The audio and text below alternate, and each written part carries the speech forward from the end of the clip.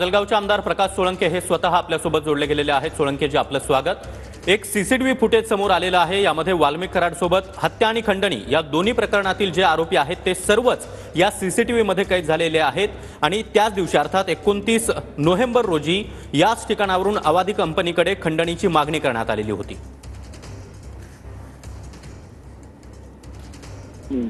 हा जो काही पुरावा सीसीटीव्हीच्या माध्यमातून पुढे आलेला आहे अत्यंत महत्त्वपूर्ण आहे।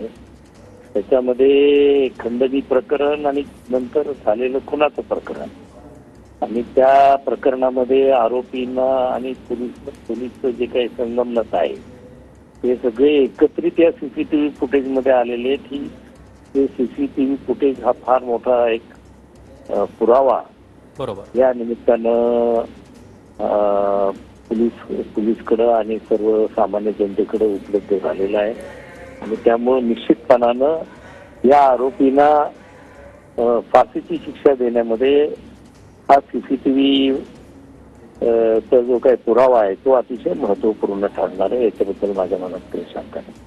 मात्र सोळंकेजी, आपण धनंजय मुंडे यांच्या राजीनाम्याची मागणी केलेली होती। वाल्मिक कराड हे धनंजय मुंडे यांचे अत्यंत निकटवर्तीय मानले जातात आणि याच वाल्मिक कराड यांच्यासोबत हत्या आणि खंडणी प्रकरणातील हे सर्व आरोपी एकाच फ्रेममध्ये पाहायला मिळतात। आपण ठाम आहात धनंजय मुंडे यांनी आता तरी राजीनामा द्यायला हवा? नाही, माझा प्रश्न एवढाच होता की वाल्मिक कराड त्यांचे निकटवर्तीय आहेत आणि त्या मागच्या 4-5 वर्षाचा त्यांच्या पालकमंत्रीपदाच्या काळामध्ये ते एक म्हणजे पालकमंत्री म्हणूनच जिल्ह्यामध्ये ते वावरलेले आहेत। बरोबर, त्याच्यामुळं ती जबाबदारी कुठेतरी आपल्या खांद्यावरही त्यांनी घेतली पाहिजे आणि हे निपक्षपाती चौकशी होण्यासाठी स्वतःहून मंत्रिपदावरून दूर झालं पाहिजे अशी माझी मागणी आहे। बर, मात्र सोळंकेजी, ही जी सीसीटीव्ही फुटेज आपण पाहतो आहोत यामध्ये स्वतः वाल्मिक कराड, विष्णू चाटे यांच्यासोबत हे सर्व आरोपी आहेत।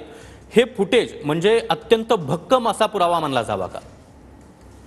अर्थातच आहेच हा पुरावा, याच्यामध्ये काही शंका घ्यायचं कारणच नाही। एवढे सगळे आरोपी एकत्रितपणे एका ठिकाणी जर सीसीटीव्हीच्या फुटेजमध्ये जर सापडले असतील तर आणखीन या प्रकरणासाठी आणखीन काय सीसीटीव्ही फुटेज या 2-4 दिवसात कुठं अजून मिळतंय का हे पोलिसांनी पाहण्याची गरज आहे। बर, नक्की सोळंकेजी, ठिकाणी ज्या ठिकाणी समजा हे हॉटेलमध्ये बसत होते किंवा इतर ठिकाणी कुठं बसत होते किंवा ऑफिसमध्ये बसत होते तर त्या ठिकाणचे सीसीटीव्ही फुटेज सुद्धा पोलिसांनी तपासलं पाहिजे।